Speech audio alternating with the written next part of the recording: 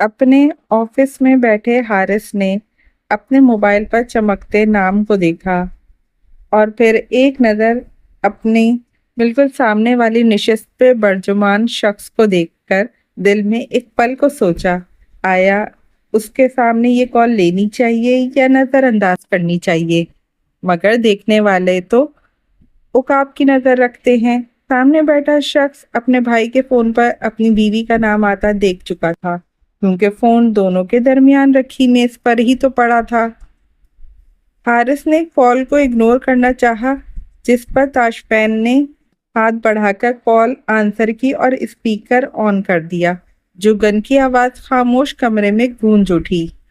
Sorry Haris भाई, आपको दोबारा तंग कर रही हूँ, ये जानते हुए भी कि आपका एक एक सेकंड ज़रूरी होता है, मगर मैं आपका शुक्रिया अदा करना चाह रही थी। इसकी ज़रूरत नहीं जुगन। क्यों ज़रूरत नहीं?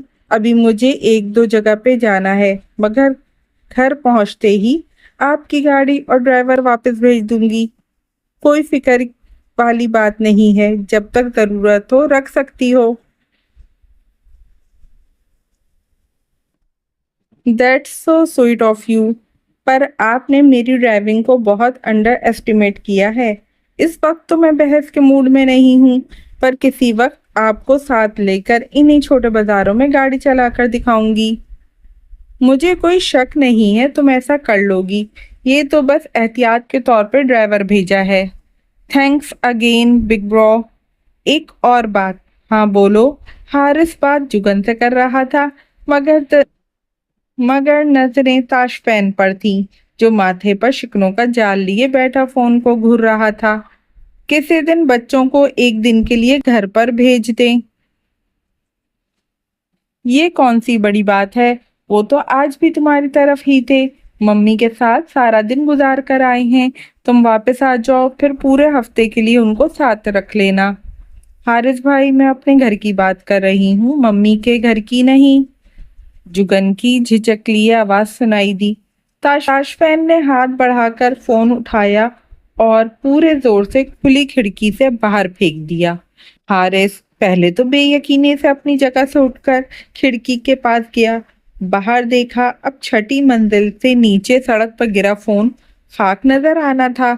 तैश खाकर वापस मुड़ा, दोनों हाथ जेब में डालकर सर एक जानिब को खम करके ताशफैन से मुखातिब हुआ, जो बड़े आराम से टांग पे टांग रखकर बैठा हुआ था। जहां तक मैं जानता हूँ ताशफैन, तुम एक बड़े मुहज्जिब इंसान रहे हो। जानवरों वाली हरकतें कब से शुरू की हैं? जब से जानवरों से वास्ता पड़ा है, क्योंकि कुछ लोगों को अपनी बात समझाने के लिए जरूरी होता है कि हम उनसे उन्हीं की जबान में बात करें। मेरे सैकड़ों नंबर मेरे फोन में महफूज थे। इसके अलावा और कई फाइल्स थी। किसी चोर के हाथ लग गया तो मेरा कोई बड़ा नुकसान भी हो सकता है। हारिस इसरार साहब, मैं जानता हूँ तुम अपने नंबर ना फोन की मेमोरी में सेव करते हो, ना ही एसडी कार्ड में। सारी तुम्हारी इंफॉर्मेशन तुम्हारे जीमेल अकाउंट में महफूज है। वो सारा डेटा तुम किसी भी डिवाइस से रिकवर कर सकते हो। आईफोन की स्क्रीन इतनी ऊपर से गिरने से टूट गई होगी। मेमोरी कार्ड उसमें होता नहीं जो कोई चोरी करेगा। आखिरी हद ये है, तुम्हारे फोन पर फिंगरप्रिंट लॉक है। फोन की जगह नया फोन मुझसे ले लेना, पर अपनी साली को आज ही जाकर जैसे छोड़कर आए थे उसी तरह वापस ले आओ। मैं तुम्हें पहले ही बता चुका हूँ ताशी, वो मेरे कहने पर नहीं गई। ना ही मेरा हक बनता है मैं उसको वापस आने पर मजबूर करूं। ठीक है, फिर मैं तुम्हारी बीवी को फोन कर लेता हूँ। नहीं, तुम उसको इस सिलसिले में फोन नहीं करोगे। क्यों? क्योंकि वो जुगन की वहां पर मौजूदगी से लाइल्म है। ये तो और भी अच्छी बात है। पहली फुर्सत में अपनी बहन को उस मुर्गियों के डरबे जैसे घर से निकाल लाएगी। ताशफैन, तुम्हारे साथ मसला क्या है? पहले तुम उस बेचारी को छोड़कर चले गए, अब जबकि वो तुम्हारी बद इखलाकी को इग्नोर करके वहां गई है तो तुम्हारी जान को फिर भी सुकून नहीं। चाहते क्या हो? उस लड़की से जान छुड़वाना चाहता हूँ। अच्छी बात है। उसके लिए तुम्हें मेरे पास आकर इजाजत लेने की जरूरत नहीं है। जाकर जो जी में आए करो। کیونکہ اگر تمہارے دل میں جگن کے لیے ذرا بھر عزت بھی نہیں ہے تو ایسے فضول رشتے کو قائم رکھنے کی کوشش ہی بیکار ہے۔ نہ جانے کیوں میں آج تک تمہارے اندر اچھائی ڈھونڈتا رہا ہوں۔ حارث اس دفعہ دونوں ہاتھ سینے پہ باندھے ماتھے پہ تیوری لیے بول رہا تھا۔ تاشفین چہرے پر کمینی سی مسکراہٹ لے کر اپنی جگہ سے اٹھا۔ کتنی عجیب بات ہے نا حارث، پہلے ہم دوسرے کی اچھائیوں کو اپنے رویوں کی کمینگی کی وجہ سے ختم کرتے ہیں، پھر ان سے اچھائی کی امید بھی باندھتے ہیں۔ یعنی بے غیرتی کی بھی کوئی حد ہوتی ہے یار۔ مگر میں تمہیں وارن کر رہا ہوں، اپنی بیوی کی بہن کے معاملے میں مجھ سے اچھائی کی توقع نہ رکھنا۔ حارث کی حیران نظروں میں بہت سنجیدگی سے دیکھتے ہوئے وہ وہاں سے نکل گیا۔ حارث بالوں میں ہاتھ پھیر کر اپنی کرسی پہ گرنے کے انداز میں بیٹھا۔ وہ تاشفین کو سمجھنے میں غلطی کر گیا تھا۔ اس کا خیال یہی تھا کہ جگن کو اپنے گھر میں دیکھ کر تاشفین سب بھول جائے گا، مگر ایسا نہیں ہوا تھا، اور یہ بات کم از کم حارث کے لیے انتہائی تشویش کا باعث بن رہی تھی۔ فارس لوگ کالج و یونیورسٹی سے واپس آنے کے بعد کپڑے بدل کر اپنے روزمرہ کے ٹاسک دیکھ رہے تھے۔ عباس جگن کی غیر موجودگی کو محسوس کر کے ابو سے سوال پر سوال کر رہا تھا۔ کیا وہ واپس چلی گئی ہیں؟ او نہیں یار، اس کا فون آیا تھا، تمہارے اسکول سے نکل کر شاپنگ کرنے چلی گئی ہے، آ جائے گی۔ شاپنگ کس لیے؟ یہ اتنے بڑے بڑے بیگ لے کر آئی ہیں، پھر بھی شاپنگ کی ضرورت پڑ گئی؟ یہ تو ہماری نالائکی ہے نا، جو اس کو پوچھا ہی نہیں، کیا کسی چیز کی ضرورت تو نہیں؟ اب کیا وہ خود سے بھی لینے نہ جائے؟ اللہ کرے جو آپ کہہ رہے ہوں وہ سچ ہو، کیونکہ مجھے وہ بڑی اچھی لگتی ہیں۔ اسکول میں میری ہیڈ یہ جان کر بڑا امپریس ہوئی کہ میری آپی ایک فیشن جرنلسٹ ہیں۔ حسیب تندور سے روٹیاں لے کر آیا تو پہلا سوال یہی کیا، کیا ابھی تک آئی نہیں ہے؟ اسرار احمد اپنے بیٹوں کو بس دیکھ کر رہ گئے۔ جگن کو یہاں آئے تیسرا دن ہی ہوا تھا، اور گھر کے فرد ابھی سے اس کی وقتی غیر موجودگی کو اس قدر محسوس کر رہے تھے۔ دل ہی دل میں انہوں نے دعا کی، اللہ آگے جا کر ان کے لیے اچھا ہی کرے۔ فارس نے سالن دم پہ رکھ کر ساری ضروری برتن سیٹ کیے۔ اس دوران وہ بار بار اپنا پسینہ کندھے پر رکھے چھوٹے سائز کے تولیے سے صاف کر رہا تھا۔ حالانکہ کچن میں چھوٹا سا پنکھا چل رہا تھا، کھڑکیاں کھلی ہوئی تھی، پر گرمی پھر بھی اپنی جگہ موجود تھی۔ حسیب نے روٹیاں ہاٹ پاٹ میں رکھی، فریج سے دہی نکال کر رائتا بنانے لگا۔ فارس کچن سے نکل کر ابھی آیا کہہ کر گھر سے نکل آیا۔ ابھی 2-4 قدم ہی آگے گیا ہوگا جب پیچھے سے عباس بھاگتا ہوا آیا۔ دونوں بھائی کچھ بھی کہے بغیر ایک ساتھ گلی کے اینڈ تک آئے۔ بازار کی رونق اپنے عروج پر تھی، لوگ آ جا رہے تھے۔ فارس کی نظریں بازار کے داخلی حصے کی جانب لگی تھی، جدھر سے آنے والے آیا کرتے تھے۔ نذیر دکان والے نے جب فارس کو مسلسل 5 منٹ تک ادھر ہی کھڑے پایا تو حیران ہوا، کیونکہ اسرار احمد کے بیٹوں کی ایک خوبی یہ تھی کہ کسی نے کبھی ان کو گلی بازار میں یوں ہی آوارہ گردی کرتے نہیں پایا تھا، اپنے کام سے آتے جاتے نظر آتے۔ آخر کار اس کو حارث کی گاڑی آتی ہوئی دکھائی دی۔ اگلی سیٹ پر بیٹھے پپو کی مسکراہٹ کانوں تک پھیلی ہوئی تھی۔ فارس نے بڑی مشکل سے اپنا کہا دبایا، البتہ سر نیچا کر کے مسکرایا ضرور۔ گاڑی عین گلی کے سامنے رکی۔ فارس نے جگن کے لیے دروازہ کھولا۔ وہ شادابی سے مسکراتے ہوئے بولی، السلام علیکم۔ وعلیکم السلام، سامان میں لے آتا ہوں، آپ گھر جائیں۔ دھیمے سے مسکراتے ہوئے اس نے جواب دینے کے ساتھ اگلا لاہے عمل بھی سنا دیا۔ جگن ویسے بھی کافی تھک گئی تھی، فوراً نکل کر آگے بڑھنے لگی تھی جب عباس سامنے آیا۔ آئندہ جب میں اسکول سے آؤں تو آپ گھر پر نظر آئیں۔ جگن کا دل پگھل گیا، جھک کر عباس کے ماتھے کا بڑا سا بوسہ لیا، اس کے ہاتھ اپنے ہاتھ میں لے کر گھر کی طرف جاتے ہوئے بولی، جو حکم میرے آقا۔ عباس ہنستے ہوئے نرگس کو چھیڑتا بولا، نگی باجی، آج تو لگتا ہے آپ نے میری بھابھی کے ساتھ مل کر خوب سیرے کی ہیں۔ हाय ताशी, आज बड़ा मजा आया। तुम्हारी भाभी तो शॉपिंग जीनियस है। इसकी सजा ये होनी है आज के बाद, जब भी मैं शॉपिंग के लिए जाऊंगी इसको भी साथ लेकर जाना है। नरगिस शाम में चक्कर लगाने का कहकर अपने घर चली गई। अब्बास और जुगन अपने घर आ गए। हसीब और इसरार अहमद बाहर हॉल में ही बैठे थे। जुगन ने मुश्तरका सलाम किया, देर होने की माजरत की। कोई बात नहीं, जल्दी से मुंह हाथ धो आओ, खाना तैयार है। इसरार अहमद के कहने पर वो सर हिलाती अपने कमरे में आ गई। हैंडबैग अलमारी में रखा, वॉशरूम जाकर मुंह धोया और तौलिए से साफ करती बाहर आई। हारिस और पप्पू ने सारे बैग्स लाकर फिलहाल अब्बू के कमरे में रख दिए। खाने का वक्त था, इसलिए पहले ड्राइवर को ड्राइंग रूम में बिठाकर खाना दिया। जुगन किचन में आई तो फारिस को चूल्हे के आगे खड़ा पाया। इतनी गर्मी में क्यों खड़े हो? वो चौंक के मुड़ा। कुछ नहीं, बस ड्राइवर के लिए चाय बना रहा हूँ। तुम सारे भाई इतने सुघड़ क्यों हो? मुझे तो अब रश्क आ रहा है। मैं लड़की होकर वो सारे काम नहीं कर सकती जो तुम लोग लड़के होकर कर लेते हो। अंकल बता रहे थे यूनी से आकर तुमने सालन बनाया है। लोगों की या तो माँ होती है या बहनें होती हैं जिनसे घर के सारे काम करवा लेते हैं। हम सब जिनकी ना माँ रही और ना ही कोई बहन हो, उनको अपनी मदद आप करनी पड़ती है। हाँ, कल को शादी कर लूंगा तो मैंने पानी का गिलास भी उठकर नहीं पीना। यानी सारी कसर बीवी से खिदमत करवा कर पूरी करने का इरादा है। ऐसा वैसा। तुम हटो, मैं चाय बनाकर अंदर भेज देती हूँ। अरे नहीं, आप अभी इतनी गर्मी से लौटी हैं। अंदर चले, हसीब ने खाना लगा दिया है। खाना खाते हैं, चाय बन चुकी है, मैं बस अंदर देकर आया। जुगन अस्बात में सर हिलाती अंदर आ गई। एसी वाले कमरे में हसीब ने खाना नीचे दस्तरखान पे लगाया था। इसरार अहमद अपनी चेयर पे ही मौजूद थे, जो कि इलेक्ट्रिक की थी। अंदर बाहर आने जाने के लिए किसी को भी उनको धक्का देना नहीं पड़ता था। खुद ही बड़ी सहूलत से अपनी मदद आप कर लेते थे।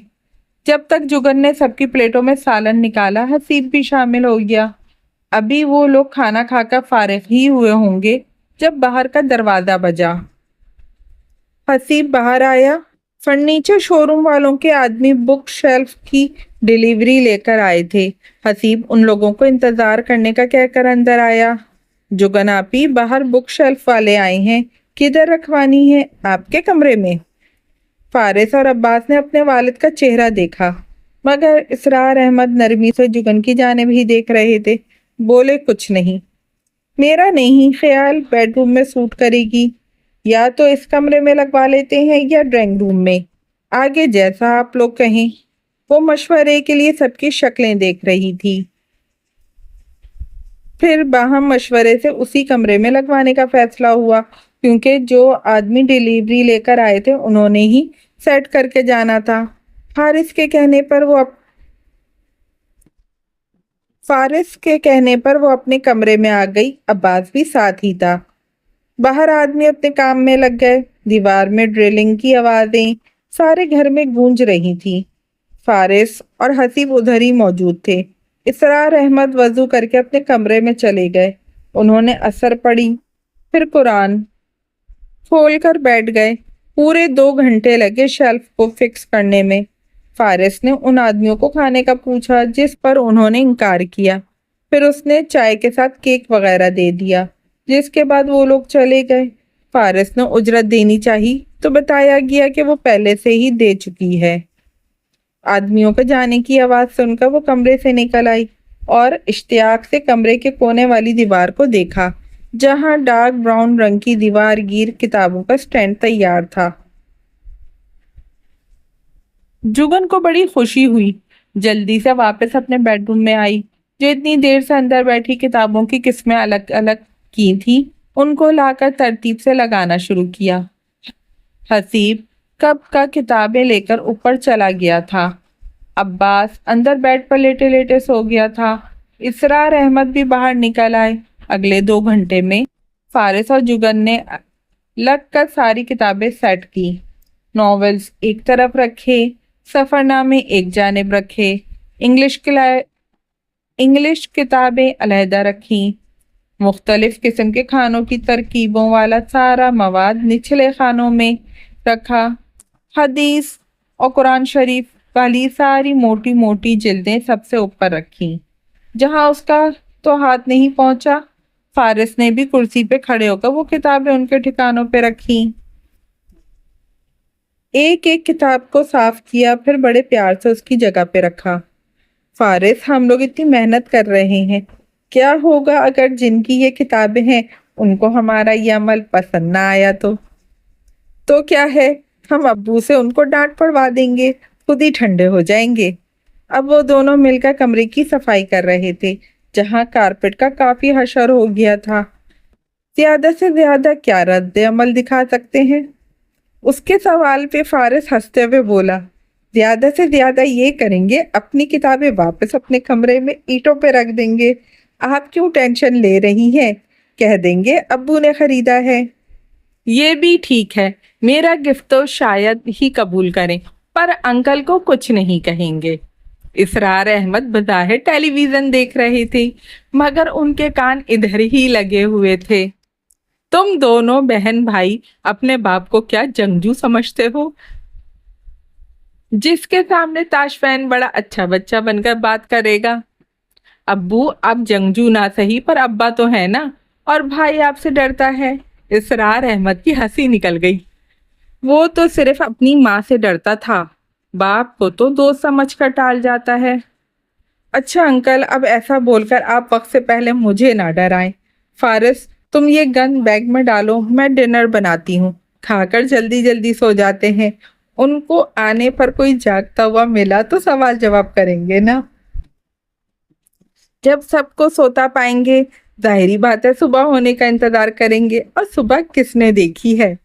اسرار احمد اور فارس ہنستے چلے گئے، مگر وہ ہنس بھی نہ سکی، کیونکہ دل ہی دل میں وہ واقعی ڈر رہی تھی۔ فارس اور اسرار احمد کے لاکھ منع کرنے کے باوجود اس نے دوپہر کے سالن کے ساتھ مٹر پلاؤ بنایا۔ یہ الگ بات کہ ساری ترکیب ان دونوں سے ہی پوچھی۔ فارس نے کمرے کی صفائی مکمل کرنے کے بعد عباس کو اٹھایا، جو دیکھنے میں ہی تھکا ہوا سا معلوم ہو رہا تھا۔ اندر بیڈ سے اٹھ کر باہر آ کر صوفے پہ لیٹ گیا۔ فارس اپنی کتابیں لے کر اوپر چلا گیا اور جاتے ہی سیڑھیوں سے نیچے منہ کر کے اونچی آواز میں جگن کو مخاطب کیا، ڈیئر ہمشیرہ، گرمی سے نکل آؤ، اوپر آ کر دیکھو کیا مزے کی ہوا چل رہی ہے۔ یہ خبیث اتنی دیر سے اوپر پڑا اونگ رہا ہے، جسے ہم سمجھ رہے تھے پڑ رہا ہے۔ اس کی آواز سن کر حسیب بھی اٹھ بیٹھا۔ میں پڑھ ہی رہا تھا، پھر موسم کی تبدیلی نے نہ جانے کب سلا دیا۔ میری بڑی ضروری اسائنمنٹ ہے، کل ہی جمع کروانی ہے۔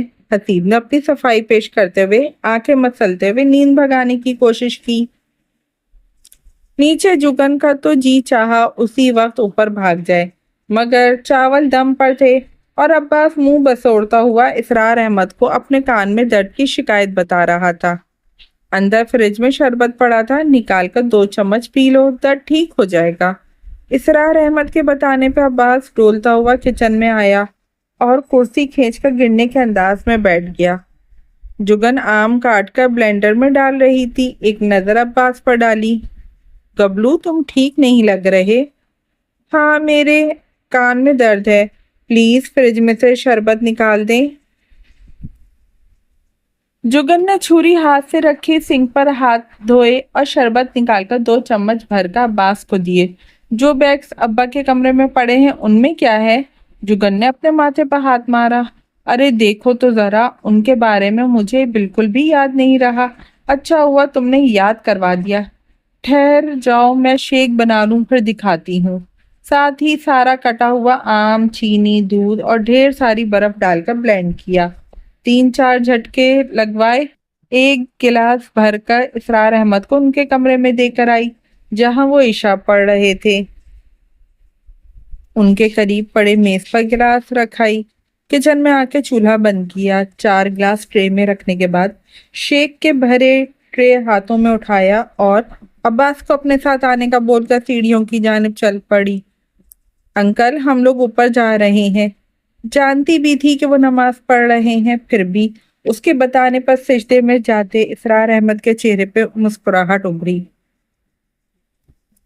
اوپر آئی تو ایسا لگا نہ جانے کس حبسدہ غار سے نکل کر دنیا میں قدم رکھا ہو۔ پہلی بات منہ سے نکلی، ادھر اتنی سہانی ہوا چل رہی ہے، تب ہی نیچے حبس میں اضافہ ہو رہا ہے۔ جب نظر لڑکوں کے لیمپ سسٹم پر پڑی تو حیرانگی سے مسکراتی ہوئی ان کی جانب آئی۔ پرانی سی نظر آتی لوہے کی میز درمیان میں رکھی تھی، جس کے اوپر چاروں کونوں کے سامنے بندھے ڈنڈوں کے اوپر جا کر 60 واٹ کے 4 بلب جل رہے تھے۔ میز کی اونچائی اتنی زیادہ نہیں تھی، ارد گرد فرش پر موڑے رکھے تھے، جن میں سے 2 پہ حسیب اور فارس بیٹھے اپنی اپنی فائلز میں دھڑا دھڑ کچھ لکھنے میں مصروف تھے۔ جگن نے ٹرے میز پہ پڑی کاپیوں کو بچا کر ایک سائڈ پہ رکھا اور خود ایک موڑا کھینچ کر بیٹھ گئی۔ عباس وہیں موجود واحد چرپائی پہ لیٹ گیا۔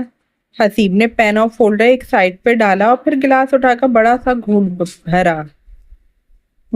M, thank you sister. You are more than welcome brother. کیا تم نیچے سے ابا کے کمرے میں رکھے بیگ یا اوپر لا سکتے ہو؟ پارس بھی چونکا مگر اپنے کام میں مصروف رہا، بس ایک ہاتھ سے گلاس لے کر 2-3 گھونٹ بھر لیے، جبکہ حسیب اپنا گلاس واپس ٹرے میں رکھ کر نیچے چلا گیا۔ وہ اپنا گلاس لے کر عباس کے قریب آئی جو خاموشی سے لیٹا ہوا تھا، اس کے سر کی جانب کھڑے ہو کر بالوں میں ہاتھ پھیرا۔ عباس، مجھے اپنے ہمسایوں کی چھتوں کا تعارف تو کرواؤ۔ فارس کو ہنسی آئی، بولا، موٹے اٹھ جاؤ، تم نے ابھی تک اپنا ہوم ورک بھی نہیں کیا۔ عباس اٹھ بیٹھا اور جگن کو ساتھ لے کر ساری چھت کی منڈیر کا چکر لگا کے کمنٹری کرنے لگا۔ پچھلی جانب باجی شمائلہ کا گھر ہے، وہ اپنے ساس سسر اور میاں کے ساتھ رہتی ہیں، 2 بچے ہیں۔ دائیں جانب باجی فردانہ رہتی ہیں، ان کے میاں سعودیہ ہوتے ہیں، 2 بیٹے ہیں۔ بائیں جانب کرایہ دار رہتے ہیں، سامنے شیخ صاحب کا گھر ہے۔ جب تک ایک چکر مکمل ہوا، حسیب 2 دفعہ میں سارے بیگ اوپر لے آیا تھا۔ ہوا پہلے سے تھوڑی تیز ہو گئی تھی۔ حسیب نے آسمان کی جانب نگاہ ڈالی، آج تارے نظر نہیں آ رہے ہیں، پکی بات ہے بارش ہوگی، جلدی جلدی کام ختم کر لیں، اچانک ہی دوڑ نہ لگانی پڑ جائے۔ جگن نے خالی گلاس ٹرے میں رکھا اور موڑے پہ بیٹھ کر بیگز کھولنے لگی۔ میں تم لوگوں کی پسند ناپسند کے بارے میں بالکل نہیں جانتی ہوں، اس لیے اگر گفٹ اچھے نہ بھی لگیں تو پلیز قبول کر لینا۔ حسیب نے فارس کو اور فارس نے جگن کو دیکھا۔ آپ کا مطلب ہے یہ شاپنگ ہمارے لیے کی ہے؟ ہاں۔ فارس نے حسیب کو دیکھا، اس سب کی کیا ضرورت تھی؟ جگن نے حسیب کی بات کا کوئی جواب نہیں دیا۔ ایک بلیئرز جینز اور 2 شرٹوں کے علاوہ ایک آف وائٹ سلک کا سوٹ پیس حسیب کے سامنے رکھا، ایک لیدر کی کالی جیکٹ ڈریس پینٹ کے ساتھ سفید کاٹن کی شرٹ ٹائی اور 2 عدد سوٹ پیس فارس کے سامنے رکھے، 4 مختلف قسم کے ٹراؤزر، ایڈیڈاس کا ہوڈی، نائکی کا اسکول بیگ، کوئی 6-7 شرٹس، چاکلیٹس، جرابوں کے 4 جوڑے، سب کچھ عباس کو دیا۔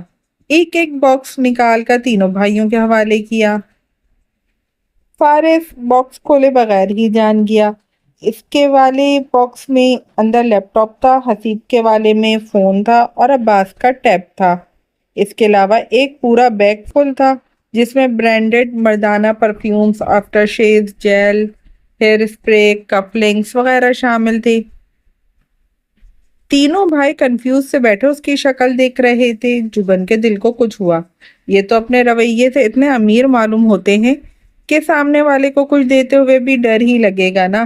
بولی تو آنکھوں میں نمی اتر آئی، دیکھو جب میں ادھر آئی تھی اس کے بالکل برعکس سوچ کر آئی تھی جو یہاں پایا۔ مجھے آتے ہوئے تم لوگوں کے لیے کچھ گفٹس لے کر آنا چاہیے تھا، مگر تب میں تم لوگوں کو جانتی ہی کب تھی۔ جس طرح تم تینوں نے مجھے گھر میں ویلکم کیا، یہ سب ان کے شکریہ کے طور پر لائی ہوں، پلیز مجھے انکار مت کرنا۔ عباس آگے بڑھا اور خاموشی سے اس کے گلے لگ گیا۔ وہ بیٹھی ہوئی تھی، اس کی گردن کے گرد بازو ڈال کر اس کے ساتھ لگا۔ جواب میں جگن نے بھی اپنے ہاتھوں سے اس کے بال بکھیر دیے۔ ہمارے لیے تو یہ بڑی قسمت کی بات ہے آپا کہ ہم تمہارے لیے اتنی اہمیت رکھتے ہیں۔ تم اتنی محبت سے ہمارے لیے یہ سب خرید کر لائی ہو۔ میری کیا اوقات، مجھے یہ سب چیزیں دل و جان سے منظور ہیں۔ تھینک یو سو مچ۔ حسیب کے الفاظ سنتے ہی جگن کے چہرے پہ بہت بڑی سی مسکراہٹ پھیلی۔ ہمارے لیے تو یہ سب لائی ہیں، اپنے لیے اور اپنے میاں کے لیے کیا خریدا؟ مجھے اس وقت کسی چیز کی ضرورت نہیں ہے اور میاں صاحب نے میرا دیا تحفہ قبول ہی نہیں کرنا، اس لیے میں نے پیسے ضائع نہیں کیے۔ ہاؤ تھاٹ فل، حسیب نے ہنستے ہوئے مذاق کیا۔ ارے یہ نرگس بڑی بے وفا نکلی، کہہ رہی تھی شام کو آئے گی اور اب گہری رات ہو گئی پر نہیں آئی۔ اس کی پھپھی آئی ہیں، ہو سکتا ہے کل وہ اپنا رشتہ پکا ہونے کی خوشی میں مٹھائی لے کر آئے۔ اوہ تو یہ بات ہے۔ جی بالکل، جب میں دوپہر کو روٹیاں لگوا کر آ رہا تھا اسی وقت اس کی پھپھو کی سواری آئی تھی، اور پھپھی سغرا پہ بھی اپنی نند کی دہشت ہے۔ جب تک وہ آتی ہیں پھپھی گھر تک ہی محدود ہو جاتی ہیں۔ اور ڈرائیور کب واپس گیا؟ چائے پینے کے فوراً بعد نکل گیا تھا کیونکہ اس کی بیگم صاحبہ کا فون آ گیا تھا۔ ہائے ہائے، وہ کہیں گھر جا کر الماس آپی کو میری یہاں موجودگی کا نہ بتا دیں، وہیں روب ڈالنے حاضر ہو جائیں گی۔ آپ ان سے ڈرتی ہیں؟ حسیب کے پوچھنے پہ اس نے جھرجھری لی۔ او بھائی، ان سے کون نہیں ڈرتا؟ آپ کا شوہر تو بالکل نہیں ڈرتا۔ ہاں، وہ خود جو ڈرانے والوں میں سے ہیں۔ اچھا تم لوگ اب اپنا اپنا کام ختم کر لو، آج ایک اور معجزہ بھی ہوا ہے، ابھی تک لائٹ نہیں گئی۔ بادل جو بنے ہوئے ہیں، جب موسم ٹھنڈا رہے لائٹ کم ہی جاتی ہے۔ یہ بھی عجیب منطق ہے، جب لوگ گرمی میں جل رہے ہوتے ہیں یہ لوگ لائٹ بند کر دیتے ہیں، اور جب موسم ٹھنڈا ہوتا ہے تب لائٹ بھی ٹکی رہتی ہے۔ عباس فلسفیانہ توجہ کے ساتھ بولا، گرمی میں بجلی پیداوار کے مقابلے میں زیادہ خرچ ہوتی ہے، جس سے بجلی کم پڑ کر لوڈ شیڈنگ پہ چلی جاتی ہے، جبکہ ٹھنڈے موسم میں پانی کی موٹریں، فریج اور اے سی کم چلتے ہیں تو بجلی کا تھوڑا سا ذخیرہ بھی زیادہ دیر ٹکا رہتا ہے۔ اس پر سبھی آنکھیں پھاڑ کر اسے تکنے لگے، اور وہ کارنش بجا لایا۔ بس دیکھ لیں، ویسے میں نے اس مسئلے کا حل سوچا ہوا ہے۔ بھائی سے سرمایہ مانگا ہے، جس پر انہوں نے کہا بس کچھ عرصے کی مہلت دے دو، پھر جتنا بھی سرمایہ چاہیے وہ مل جائے گا۔ حسیب کی بات پر اس نے بیگ سمیٹتے ہوئے مصروف انداز میں پوچھا، کون سے بھائی نے کہا ہے؟ اپنے ون اینڈ اونلی تاشفین بھائی، اور کون؟ حارث بھائی تو بیچارے خود ڈیپینڈنٹ ہیں۔ ارے کہاں ڈیپینڈنٹ ہیں، وہ تو اتنی بڑی کاروباری شخصیت ہے۔ جگن نے اپنی طرف سے حسیب کو باخبر کرنا چاہا، مگر جواب میں حسیب نے اس کو اور بھی حیران کر دیا۔ باہر کی دنیا کے لیے بزنس مین ہے، مگر اپنی بیوی کے سامنے پائی پائی کے لیے جواب دہ ہے۔ میرا دوسرا بھائی شہزادہ ہے، وہ اپنی خواہشوں کو بھی ہم پر قربان کر دیتا ہے۔ ہمارے لیے تو وہ ماں کی طرح ہے، جسے اپنی ہر ضرورت کے لیے بچہ ماں کے پاس بھاگتا ہے، ہم اس کے پاس بھاگتے ہیں۔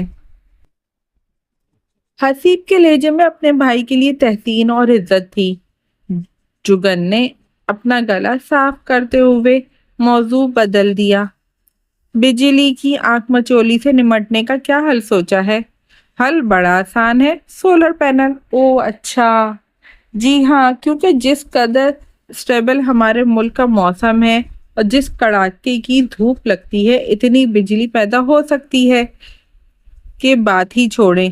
جب میں گورنمنٹ میں آ گیا تب میں نے ہر گھر کو سرمایہ مہیا کرنا ہے تاکہ وہ بجلی کے لیے خود مختار ہو جائیں۔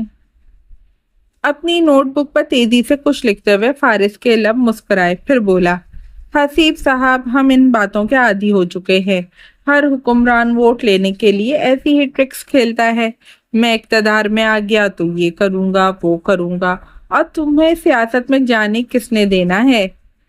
میرے جیسے لوگ ہی تو سیاست میں جا کر کام کر کے لوگوں کا اعتماد بحال کریں گے۔ जुगन आपी, मुस्तकबिल की सियासतदान के अल्फाज याद कर लें। हमने इसने इसे यही बातें याद करवा करवा कर शर्मिंदा करना है। फारिस की बात पर मुस्कुराते हुए जुगन ने इस बात में सर हिलाया और अब्बास को देखने के लिए अपनी जगह से उठी, जो अपने कपड़े सीने से लगाए चरपाई पर करवट के बल लेटा हुआ था।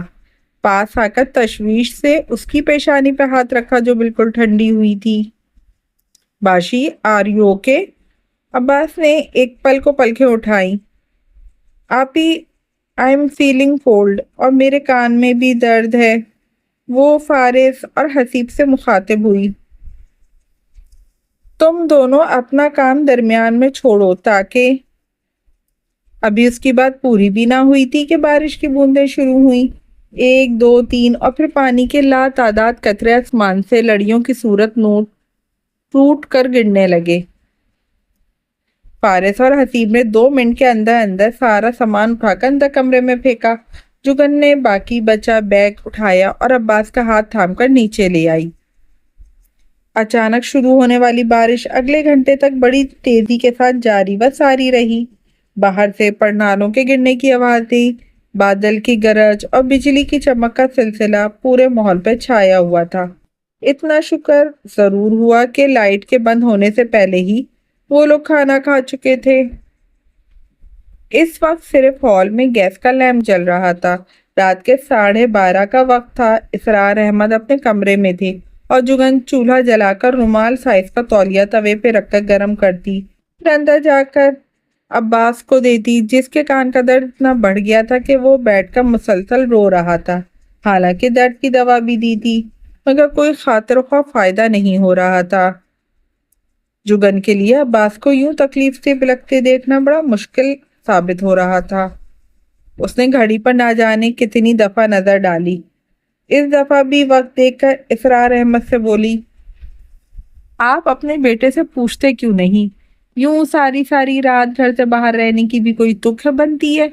दूसरे लोगों की मदद हो रही है, जबकि अपना भाई यहाँ तकलीफ से सो नहीं पा रहा।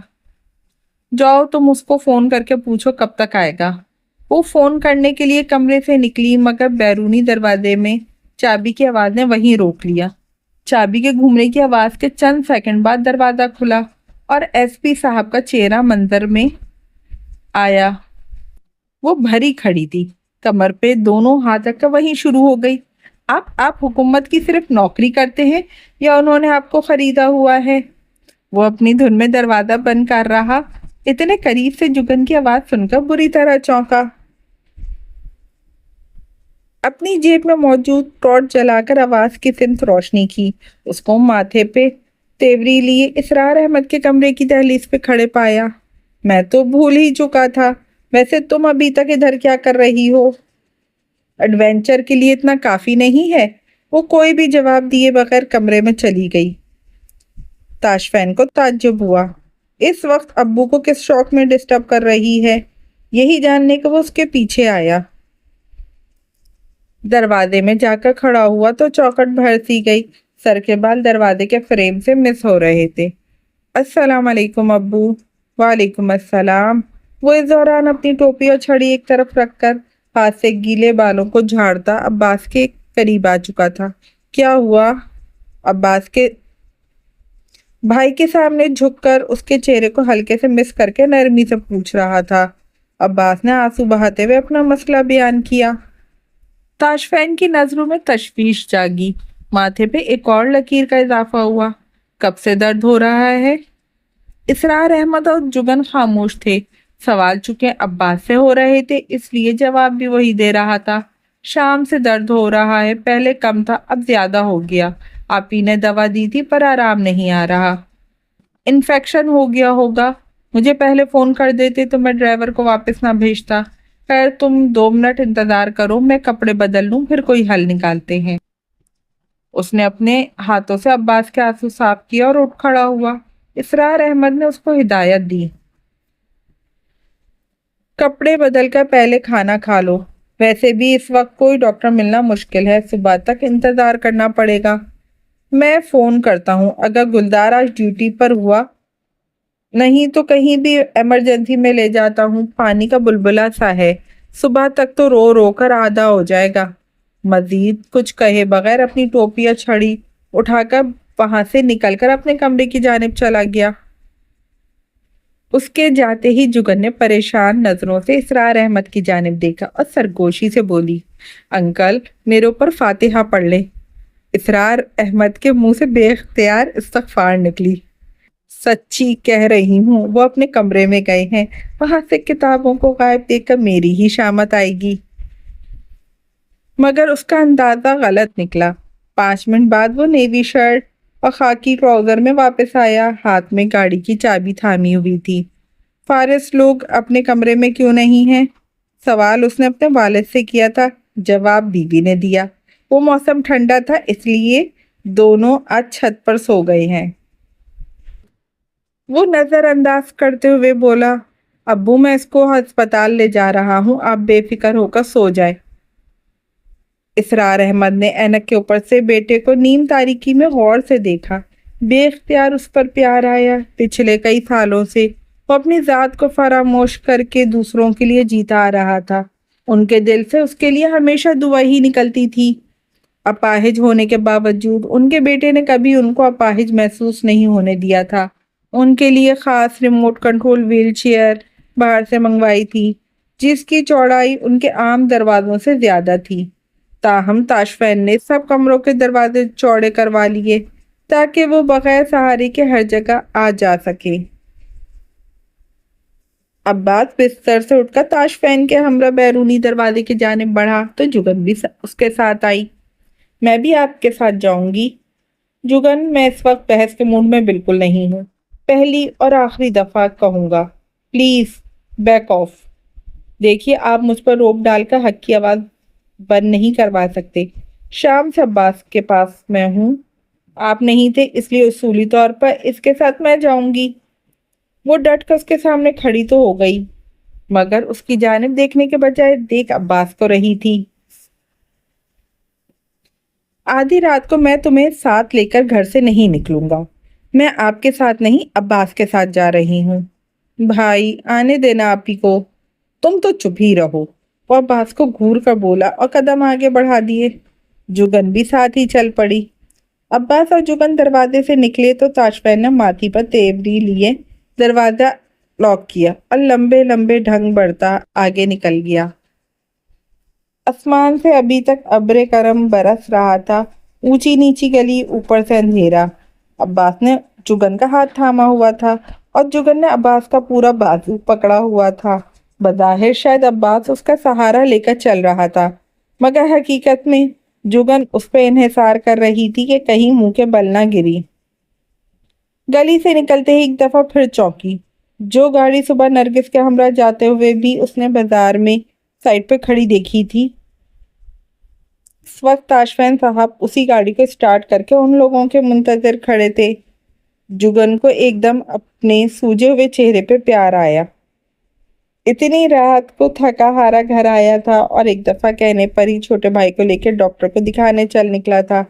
کہاں ملتے ہیں ایسے لوگ جو اپنے رشتوں کو اپنی جان سے آگے رکھتے ہیں۔ دونوں آ کر پچھلی سیٹ پہ بیٹھے۔ تاشفین نے دروازہ بند ہونے کی تصدیق کی اور گاڑی آگے بڑھا دی۔ سارا بازار سنسان پڑا ہوا تھا۔ بارش کی بوندیں گاڑی کی ہیڈ لائٹس میں چاندی کی مانند چمک رہی تھی۔ عباس اس کی گود میں سر رکھ کر نیم دراز ہو گیا۔ اس نے دونوں ہاتھوں کے ساتھ زور سے اپنے کان دبائے ہوئے تھے۔ جگن نرم ہاتھوں سے ہلکا ہلکا اس کا سر دبا رہی تھی۔ گاڑی بازار سے نکل کر روڈ پر آئی تو اسپیڈ تیز ہو گئی۔ ساری سڑک ویران پڑی تھی، کوئی اکا دکا موٹر سائیکل یا گاڑی نظر آ جاتے۔ تاشفین ایک پرائیویٹ اسپتال کو جا رہا تھا جہاں اس کا دوست رات کی شفٹ پہ ہوتا تھا۔ خوش قسمتی سے جاتے ہی ان کی باری آ گئی۔ تاشفین نے دل ہی دل میں شکر ادا کیا۔ اس کا دوست آپریشن میں مصروف تھا، اس لیے عباس کو ایک جونیئر ڈاکٹر نے چیک کیا، مگر جو وجہ اس نے بتائی وہ ایک دم پریشان کر دینے والی تھی، کیونکہ ڈاکٹر نے جب آلے سے کان کا معائنہ کیا وہاں پر ایک چوٹی کے جتنا کوئی کیڑا تھا۔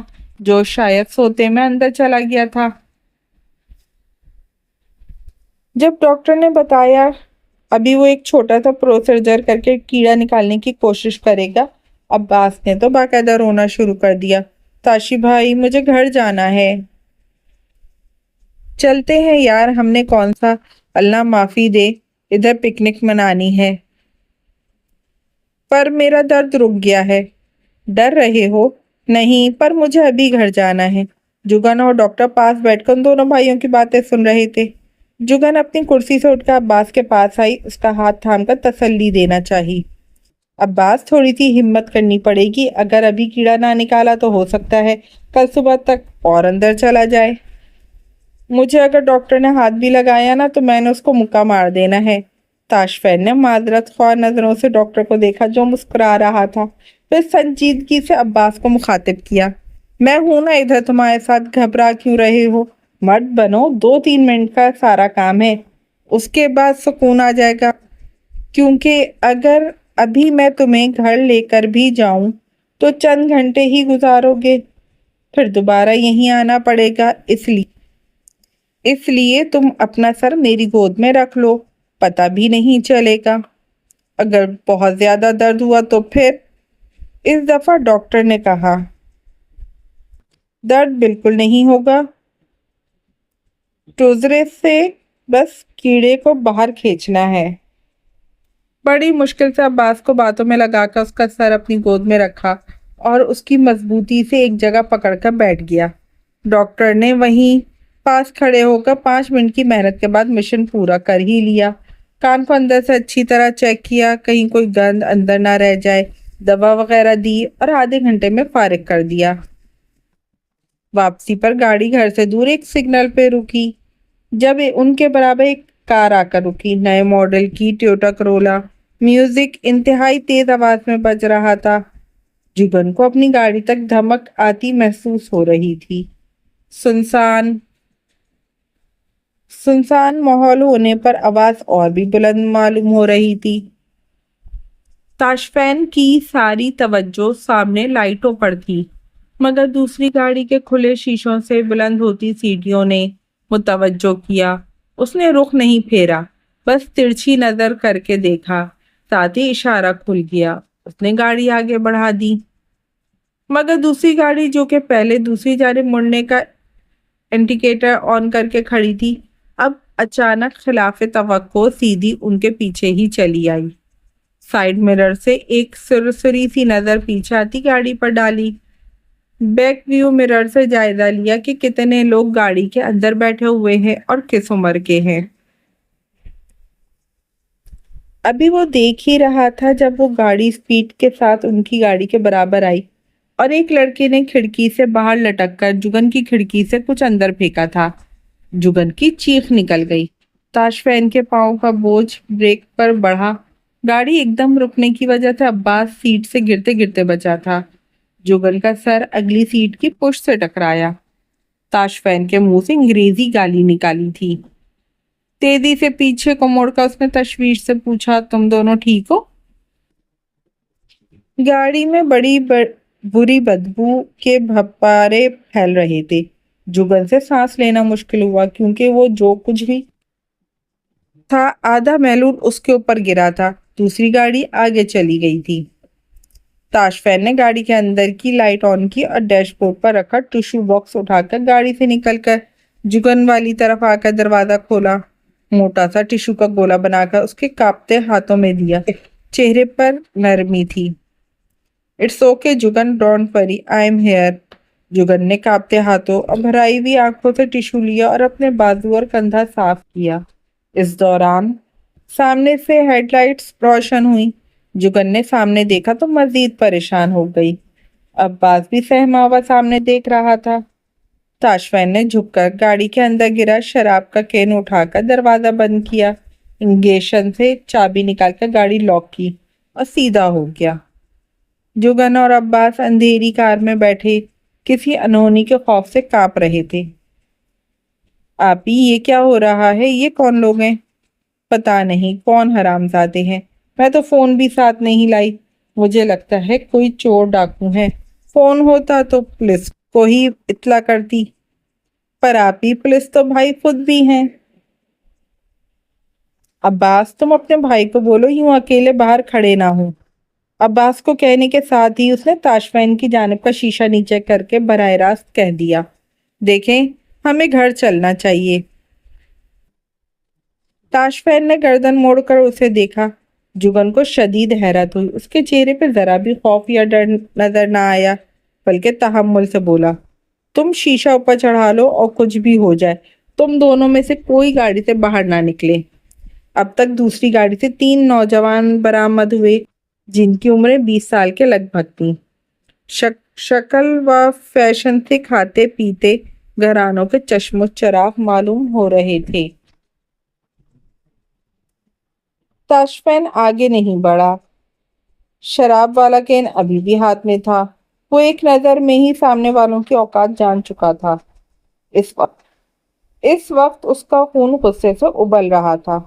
لڑکے نے بے خوفی سے کہا مار کر ایک دوسرے کے ہاتھ پر ہاتھ مارتے ہوئے تاشفین کو دیکھ رہے تھے اور بولا، اوئے ہوئے چیک تو کرو یار، کیسے گاڑی سے نکل کر ہیرو بن کر کھڑا ہے۔ باس ہمارا استقبال کو کھڑا ہے، بیچارے کی شکل پر نہ جاؤ، اندر ہی اندر اس کی پینٹ گیلی ہو رہی ہوگی۔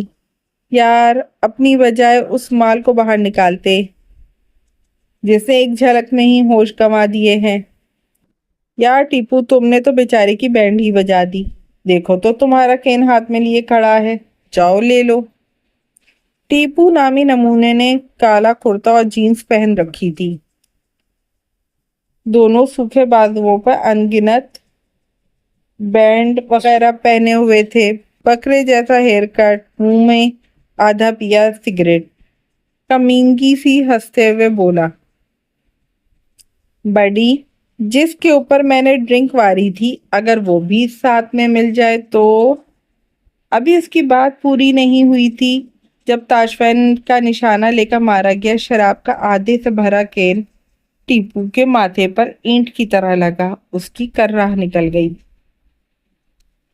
کتے کے بچے، آج میں تمہیں ایسا سبق سکھاؤں گا کہ تم اپنی ساری زندگی اگر کسی لڑکی کی جانب آنکھ اٹھا کر بھی دیکھو گے تو میں مان لوں گا اپنے باپ کی اولاد نہیں۔ تاشفین نے نہ آؤ دیکھا نہ تاؤ، ٹیپو نامی لڑکے کو مرکے مار مار کر مرغی بنا دیا۔ یہ سب اتنا جلدی میں ہوا کہ دوسرے دونوں بوکھلاہٹ کا شکار ہو گئے۔ ایک تو بھاگنے کے موڈ میں نظر آیا، دوسرا بھاگتا ہوا جا کر اپنی گاڑی سے ٹی ٹی پسٹل نکال لایا۔ ٹیپو بیچ سڑک پہ پڑا خون تھوک رہا تھا۔ تاشفین اس کے پیٹ میں ایک اور کک مارنے لگا تھا جب دوسرا لڑکا اونچی آواز میں چیخا، میرے دوست کو چھوڑ دو ورنہ میں تمہیں گولی مار دوں گا۔ ان کے اوپر کی سانس اوپر، نیچے کی نیچے۔ تاشفین کا اگلا عمل دیکھ کر بے اختیار گاڑی کا شیشہ پیٹتے ہوئے چیخ اٹھی، نہیں تاشفین۔ تاشفین نے پسٹل کی نالی اپنے ماتھے پہ رکھی اور سامنے والے کو کہا، چلا گولی، دیکھوں تو میرے سر میں کتنے سوراخ ہوتے ہیں۔ سامنے والے کی گرفت تو شاید ڈھیلی نہ ہو مگر ہاتھ کانپ رہے تھے۔ وہ شیشے کے اندر سے پھٹی آنکھوں اور ڈوبتے دل کے ساتھ یہ منظر دیکھ رہی تھی۔ لاک پر ہاتھ رکھا کھینچا ہی تھا جب اچانک سے سامنے کا منظر بدل گیا۔ پتہ نہیں ہوا کیا تھا، ایک پلک جھپکنے کی دیر تھی، پسٹل اب تاشفین کے ہاتھ میں تھا اور دوسرے ہاتھ سے اس نے کھینچ کر ایک لپڑ اس لڑکے کے منہ پہ رکھا تھا۔ آدھی شراب کے نشے میں دھکتے وہی صحیح کثر سیدھے منہ پہ پڑنے والے مکوں اور پیٹ میں لگنے والے بھاری بوٹوں نے پوری کر دی۔ جگن نے عباس کو زور سے اپنے ساتھ بیچا ہوا تھا۔ باہر وہ اکیلا ان تینوں کو فٹ پاتھ پہ منہ کے بل لٹا کر انہی کی قمیض اور شرٹ کے ساتھ ان کے ہاتھ باندھ چکا تھا۔ حالانکہ اگر ان کو نہ بھی باندھتا تب بھی یہ حقیقت تھی کہ وہ تینوں بغیر سہارے کے اٹھ کر کھڑے بھی نہیں ہو پاتے، خاص کر ٹیپو نامی لڑکا۔ اس کی حالت سب سے زیادہ خراب تھی کیونکہ اس کے منہ سے مسلسل خون رس رہا تھا۔ تاشفین ان لوگوں کو وہیں چھوڑ کر اپنی گاڑی کا لاک کھول کر ڈرائیونگ سیٹ پہ بیٹھ گیا، انجن سٹارٹ کر کے گاڑی آگے بڑھا دی۔ جگن اور عباس شل ہوتے اعصاب کے ساتھ بالکل خاموش بیٹھے تھے، دونوں میں سے کوئی کچھ نہ بولا۔ ताशफैन का एक हाथ मजबूती से स्टीयरिंग व्हील के संभाले हुए था। दूसरे हाथ की मदद से उसने अपना मोबाइल निकाला और नंबर मिला के फोन कान से लगाया। दूसरी जानिब से जल्द ही जवाब मौसूल हो गया। अस्सलाम वालेकुम असद साहब, ताशफैन बोल रहा हूँ। वालेकुम सलाम सर, कोई खिदमत? उसने जगह का पता बताते हुए कहा। वहां से गाड़ी समेत तीनों लड़के अगले 4-5 मिनट में गायब होने चाहिए। जो हुक्म सर। और हाँ, उनको किसी भी थाने में ले जाने के बजाय अपना खास मेहमान बनाए। कल मुलाकात होती है तो मैं अगला स्टेप बता दूंगा। जी जनाब, जैसा आप कहें, मैं आपको काम हो जाने के बाद मैसेज कर दूंगा। बहुत शुक्रिया सर साहब, अल्लाह हाफिज। शुक्रिया बोलकर शर्मिंदा ना किया करें सर, अल्लाह हाफिज। फोन बंद होते ही गाड़ी की स्पीड बढ़ गई। जुगन का जहन बिल्कुल माउस हो चुका था। गाड़ी में से बदबू उसी तरह दिमाग को चढ़ रही थी। वो बज़ाहिर देख बाहर ही रही थी, मगर कुछ समझ ना आ रहा था किन रास्तों से जा रहे हैं। एक तो सारे दिन की थकन, रात का आखिरी पहर और परेशानी। गाड़ी रुकी तो अब्बास ने उसको मुतवज्जो किया। आपी, घर आ गया है। हाँ, वो चौंक कर गहरी सोच से निकली। गाड़ी का इंजन बंद करने के बाद ताशफैन ने गर्दन मोड़कर दोनों को देखा। अभी जो कुछ हुआ है उसका जिक्र घर पे ना करना। परेशान भी बिल्कुल ना होना और ना ही घबराने की जरूरत है। ऐसे किरदार माशरे में नजर आ ही जाते हैं जिनकी तरबियत पर किसी ने जरा जहमत गवारा नहीं की होती। हर माँ अपने बेटे को अपने सामने बिठाकर ये बात नहीं कहती कि बाहर जा रहे हो, किसी की इज्जत पर गंदी नजर डाली तो मैं अपने हाथों से तुम्हारी आंखों में गर्म सुलाखें मार दूंगी। ये लोग धरती का बोझ हैं, गंदे जहन, गंदी सोच वाले हैं। पर अल्लाह का करम है जिसने मुझे इतना जोरे बाजू अता किया है। मैं अपनी इज्जत की हिफाजत करना भी जानता हूँ और करवाना भी जानता हूँ। तुम दोनों सुन रहे हो ना? घर पर जिक्र नहीं करना। ठीक है भाई, मैं किसी को नहीं बताऊंगा, मगर मुझे डर लग रहा है। डरने की भला क्या बात है, जवान आदमी हो, दिल बड़ा करो। मुझे अफसोस है कि तुम्हें ये सब देखना पड़ा, पर मेरी नजर में कोई और राह नहीं थी। चलो निकलो, मैं गाड़ी लॉक करके आ रहा हूँ। किसी रिमोट की तरह वो गाड़ी से निकलकर घर को चल पड़ी। कदम लड़खड़ा रहे थे। अभी वो लोग घर के दरवाजे पर ही पहुंचे थे जब वो भी पीछे से आ गया। आते ही धीमी सरगोशी में जुगन को हुक्म दिया, तुम सीधी अपने कमरे में जाओ और लिबास तब्दील करो। उसने मुड़कर नहीं देखा, नाक की सीध में अंदर चली गई। जबकि ताशफैन ने अब्बू को अब्बास की सारी सूरत हाल बताई। अब्बास को दवा वगैरह दी, उसे उसके बेड में डालकर मुंह चूमने के बाद शब्बा बखैर कहता लाइट और दरवाजा बंद करके वहां से निकल आया। निगाह सीधी अपने कमरे की जलती बत्ती पे गई। कदम भी उसी से उठ गए। दरवाजे के हैंडल को दबाया। दरवाजा खोलते ही वो नजर आई। कपड़े बदल कर बेड के ऊपर घुटनों में सर दिए बैठी थी। ताशफैन ने नासमझी से उसको देखा, फिर एक निगाह वॉल क्लॉक पे डाली। रात के 3 बजने में 5 मिनट बाकी थे। दरवाजा लॉक करके वॉशरूम गया। अपने हाथों को पानी के नीचे रखा जिन पर लगा खून वो पहले ही साफ कर चुका था, मगर इस वक्त उसके सीधे हाथ की पुष्ट पे जलन हो रही थी।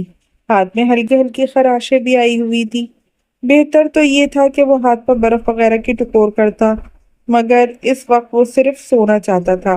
कमरे में आया तो जुगन की निशिस्त में तब्दीली आ चुकी थी। बेगम साहिबा अपना स्कार्फ के साथ आंसू साफ कर रही थी। क्या हुआ? ताशफैन जानता तो था, फिर भी लाइल्मी से पूछा। जुगन को और भी रोना आया। बड़ी कोशिश से आवाज धीमी रखकर बोली, आखिर कौन शख्स अपने पे तानी जाने वाली बंदूक की नाली सीधी अपने माथे पे सजा लेता है? सोचा है अगर वो लड़का गोली चला देता तो फिर? हाँ तो फिर? उसने तौलिया कुर्सी पे उछाला और बेड पे बैठकर जूते उतारने लगा। क्या हाँ तो फिर? मुझे सोच सोच को खौफ आ रहा है। आप इतने मजे से कह रहे हैं हाँ तो फिर? जूते उतर गए, अब मोजे निकाल रहा था। क्या सोचकर खौफ आ रहा है? यही कि अगर गोली चल जाती तो मेरा क्या होता। हद है यार, खुदगर्जी की। जान मेरी जाती और तुम्हें अपने नफे नुकसान की पड़ी है। अल्लाह आपके मुंह में खाक डाले, आप तो मेरी सोच से भी बुरे इंसान हैं। कैसे मजे से कह रहे हैं जान तो मेरी जाती? अगर آپ کی جان جاتی تو کیا میری باقی رہتی؟ تاشفین ایک ہاتھ سے سرہانہ درست کر کے رکھ رہا تھا۔ جگن کے آخری بات پہ ہاتھ تھم گیا۔ ماتھے پہ تیوری آئی۔ کچھ پل آنکھیں بند کر کے نہ جانے کیا سوچتا رہا، پھر آنکھیں کھول کر بیڈ پہ چت لیٹ گیا۔ عورت بڑی ہی میٹھی چری کا نام ہے جو پیار کا نام لے کر آپ کی شہرک کاٹتی ہے۔ اب تک کتنی چھریوں کے وار سے زخمی ہوئے ہیں؟ الحمدللہ ابھی تک اللہ نے بچایا ہوا ہے۔ بات تو ایسے کر رہے ہیں جیسے بڑا تجربہ ہے۔ ضروری تو نہیں انسان صرف اپنے ذاتی تجربے سے سیکھے، دوسروں کو دیکھ کر سیکھ جانے والے زیادہ عقل مند ہوتے ہیں۔ خود کو عقل مند کہنے والے بے وقوف ہوتے ہیں۔ بات تو تب ہے جب دوسرے آپ کو عقل مند سمجھے۔ تاشفین نے ہلکا سا کہا مارا، ایک بازو آنکھوں پہ رکھ لیا۔ جگن کو لگا اندھیری رات میں چاند نے بادلوں کے پیچھے سے اپنی جھلک دکھائی ہو۔ میری ماں مجھے اپنا سب سے عقل مند بیٹا مانتی تھی۔ ڈمپل انتہائی قریب تھے، اتنے قریب کے ہاتھ بڑھا کے چھو سکتی تھی، مگر چھونے کے لیے قرب کی نہیں جرت کی ضرورت ہوتی ہے جو جگن کو خود میں مفقود لگتی۔ بڑی مشکل سے اپنی نظر کا زاویہ بدل کر بولی، آپ یہاں کیوں لیٹ گئے؟ یہ تو میرا کمرہ ہے۔ اب بیگم صاحبہ مروت کے مارے 2 دن تمہیں یہاں رکنے کی اجازت دے دی تو خود کو مالک نہ سمجھو۔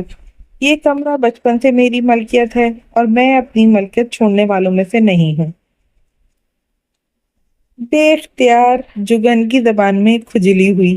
ایک کمرہ نہیں چھوڑ سکتے اور بیوی کا کیا جسے پہلے ہی دن اکیلا چھوڑ دیا؟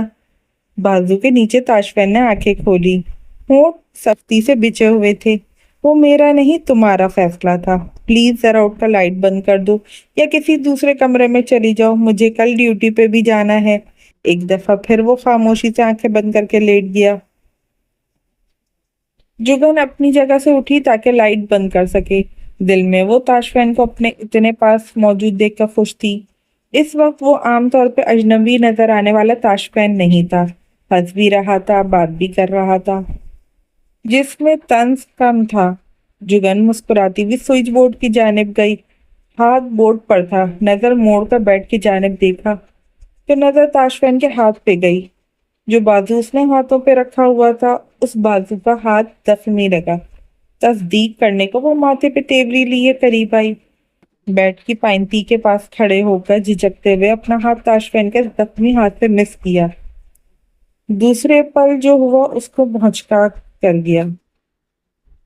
تاشفین نے اس کا ہاتھ پکڑ کر اس کو زور سے کھینچا تھا اور وہ ایک جھٹکے کے ساتھ بیڈ پر اس کے برابر گری تھی۔ کیا تمہیں آگ سے کھیلنے کا بہت زیادہ شوق ہے؟ اس کا گلا خشک ہو گیا۔ پھٹی ہوئی آنکھوں سے تاشفین کی نظروں میں دیکھتے ہوئے بولنے کی کوشش میں منہ کھولا پر آواز نہ نکلی۔ دوسری دفعہ کی کوشش بھی ناکام ہوئی۔ سہمی ہوئی نظروں سے تاشفین کے بازو کو دیکھا جو اس کی کمر میں حائل تھا۔ جواب کیوں نہیں دینا آ رہا؟ ویسے تو بڑی ترم خان بنتی ہو۔ نہیں، کیا نہیں؟ جگن نے تھوک نکلا۔ پتا نہیں، تم مجھ سے ڈر رہی ہو؟ بالکل بھی نہیں۔ تاشفین کے ڈمپل گہرے ہوئے۔ تو کانپ کیوں رہی ہو؟ سردی لگ رہی ہے۔ سردی؟ جگن نے ہاں میں زور سے منڈی ہلائی۔ سردی لگ رہی ہے۔ سردی؟ جگن نے ہاں میں زور سے منڈی ہلائی۔ سردی میں پسینہ بھی آتا ہے۔ جگن کے چہرے پہ چوری پکڑے جانے کی خفت ابھری پر ہمت نہیں ہاری۔ بولی، مجھے آتا ہے۔ کیا آتا ہے؟ سردی میں پسینہ۔ سوری، میں لائٹ بند کرنے جا رہی تھی۔ مجھے نہیں لگتا اب اس کی ضرورت ہے۔ جگن نے خوف اور بے یقینی سے اس کی آنکھوں میں گہرائی تک دیکھا جہاں نیا جذبہ موجود تھا۔ جگن مبہوت ہو رہی تھی۔ اس شخص کا ہر روپ انوکھا لگتا، ایک ہی رات میں اس کے کتنے انداز دیکھ لیے تھے۔ اسپتال میں بھائی کے لیے ہمت بنا کھڑا تھا، ان لڑکوں سے نمٹتے وقت کوئی وحشی معلوم ہو رہا تھا، اور اس وقت جو تاشفین نظر آ رہا تھا وہ بالکل جدا تھا۔ آنکھوں میں انکہی کہانی، چہرے پہ نرم تاثر، پیشانی پہ بکھرے بال۔ وہ مہربان ہوا تو جگن نے کوئی احتجاج نہ کیا، اور احتجاج کرتی بھی کیوں؟